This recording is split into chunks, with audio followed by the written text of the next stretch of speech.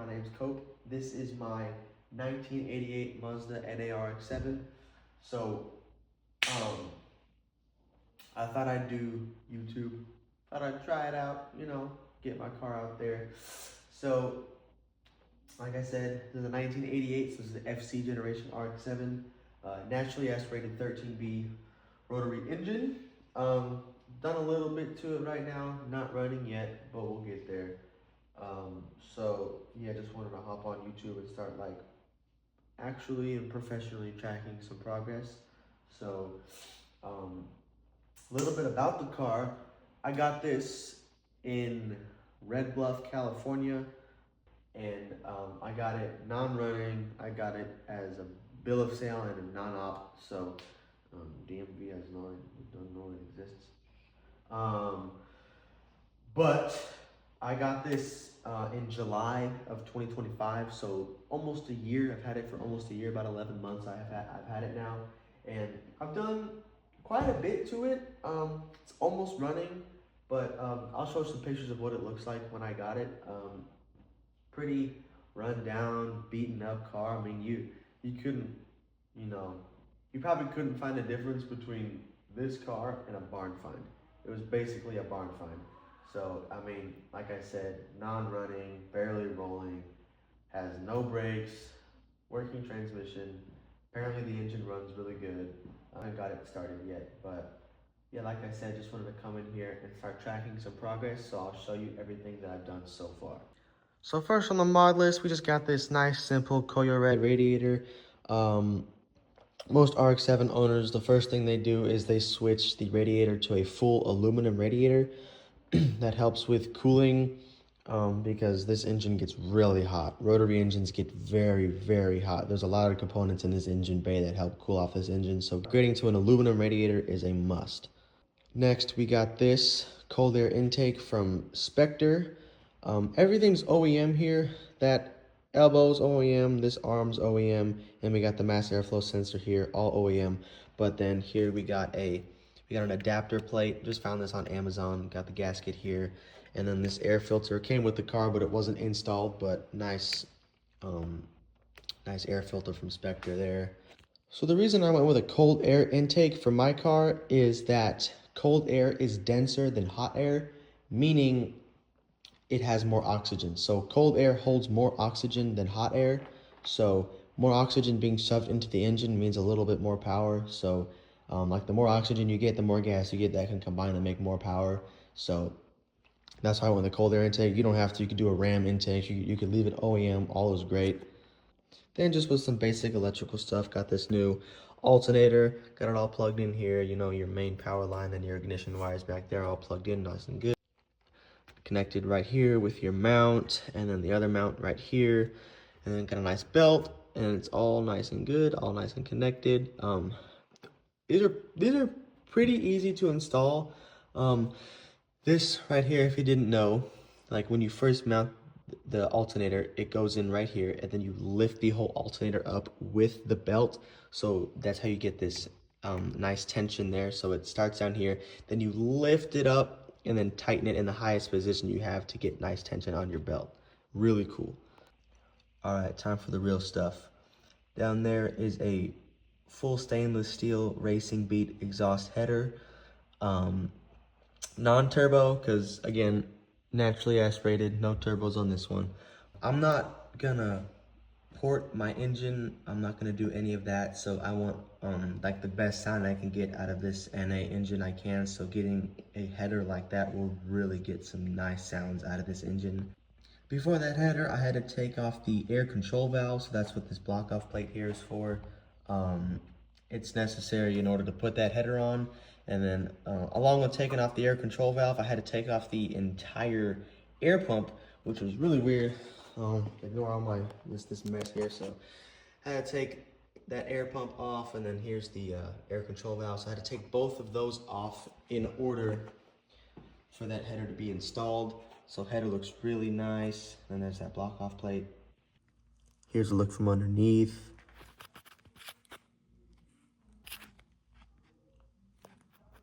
So getting to know the car a little bit more, I got a battery inside. It's charging right now, so I can I'll be able to plug in the battery soon, see if I got electricity, like working power at least, and then we'll see if the alternator works. Headlights, previous owner installed a conversion kit that changed the OEM lighting, and it changed them to, I believe it's like 55 watts or something. So I have more powerful bulbs. So currently looking for those. I got my headlight assemblies here, and then yeah, some over there. So aftermarket headlights, I found some housings for them, but still kind of just searching the market. Fairly confident with the coil setup here. These trailing coils look pretty good. NGK wires. If you're going with plugs and wires for rotaries, highly recommend NGK. NGK makes probably the most reliable spark plugs for rotary engines, as well as the wires. So try to find yourself some NGK spark plug wires. Very helpful. So trailing coil looks good with the wires, and leading coil here looks amazing too with the nice NGK wires. So outside setup, pretty rough. There's, on the car right now, there's drift doors, so no door handles on the outside, like absolutely nothing here, so have to keep it open. Inside, there's a Volante steering wheel with an NRG quick release. And if you come back outside, as far as I know, my model, it's an SE. I believe it's an SE. I haven't found like concrete proof of what it is, but I got the 5-lug wheels, the bigger wheels, and the turbo brakes. So the SE came with upgraded wheels and brakes, so that's what I have on the car. Turbo brakes all around and the 5-lug wheels, so that's pretty cool. And then, as you can see, the wheel wells look like they've had a body kit on there, and it did. So I have a Rocket Bunny Pandem wide body kit. If you want to call it Rocket Bunny, you want to call it Pandem, whatever. But I got the fenders here, rear and front from one side, and there's the other side. Then I have a Battle Arrow chassis mounted spoiler. So there's the wing. Then over there is the tower for it. So that's currently listed on Facebook Marketplace if you want to buy it. Definitely go buy it, you know, get me a little bit richer so I can afford some more parts, you know what I'm saying? But not a great thing. I know that does not look like an FC RX-7 rear end. The previous owner had Bondo and bodywork around the entire rear end on both sides to fit these Acura Integra taillights. So these taillights are not from an RX-7, they're from an Acura Integra. So at some point I'll have to knock all this off, shave it all down back to the factory body so I can find some OEM taillights. I'm gonna go with S5 taillights because I like the look of the non-broken taillights. Like when I say broken, I mean the S4 taillights had plastic trim going through the taillights and the S5 didn't. So I like that look more. In the back here, very, very minimal rust. The only rust is back here where the spare tire goes. Everywhere else is amazing. Like if you look inside, basically, or literally no rust anywhere. Both towers, like the A pillar has no rust, B pillar no rust, both sides. Sunroof is the most popular spot for rust in these FCRX-7s, and I don't have a single speck, which is amazing. Both inside of wheel wells are great, but just back here is, I mean, it's nothing crazy. Probably not even gonna have a spare tire, and I'm probably not gonna use this space at all, so I'm not concerned about it at all. All right, going into the interior of the car again. Previous owner installed a short throw shifter.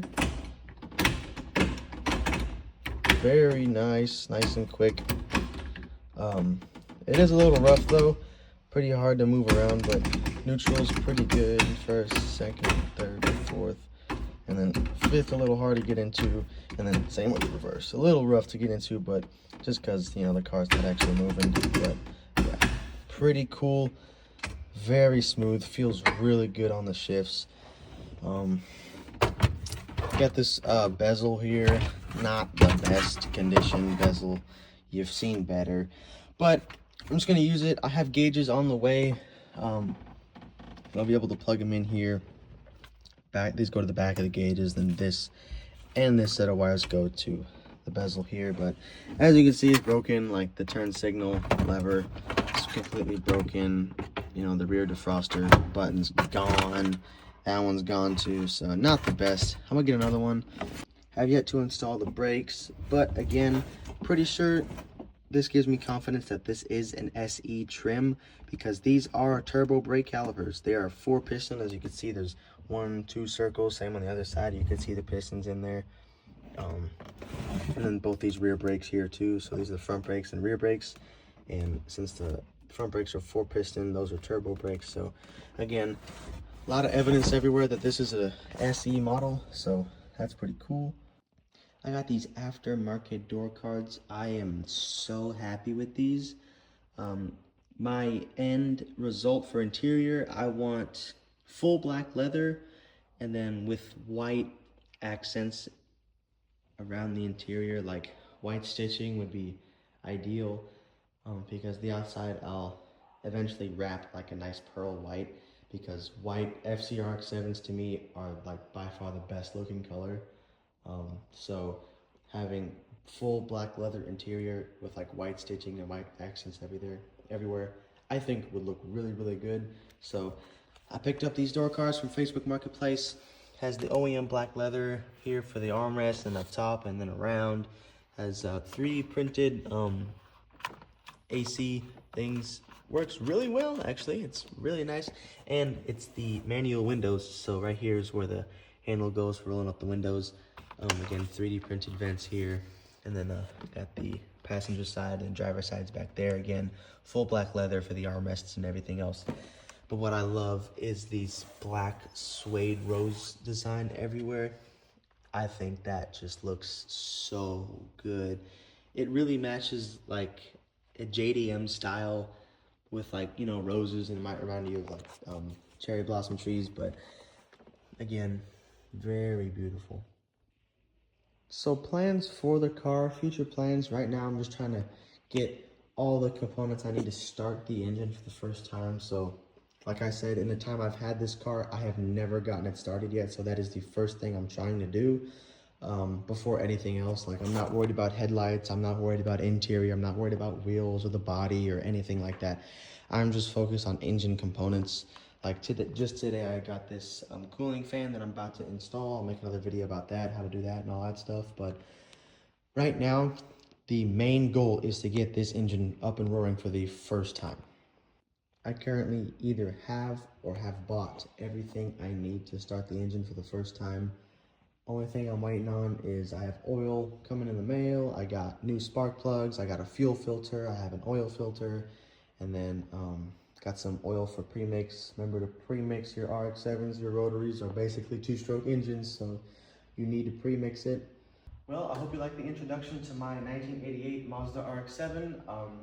I'll be posting more videos about the things I install because I'm still learning, so hopefully making videos like this will help other people learn, but I'm not perfect. I'm gonna make mistakes. I've probably made dozens of mistakes already putting this together or trying to fix things, but I'll definitely keep posting and, you know, just kind of using YouTube as like a record and something to track my progress. I should have done YouTube a long time ago because I've already done a lot to this car, and I should have, you know, recorded videos to record it all. But I'm doing it now. Showed you everything I've done and everything I plan to do in the future. So stay tuned. Thanks for watching, and we'll see you next time.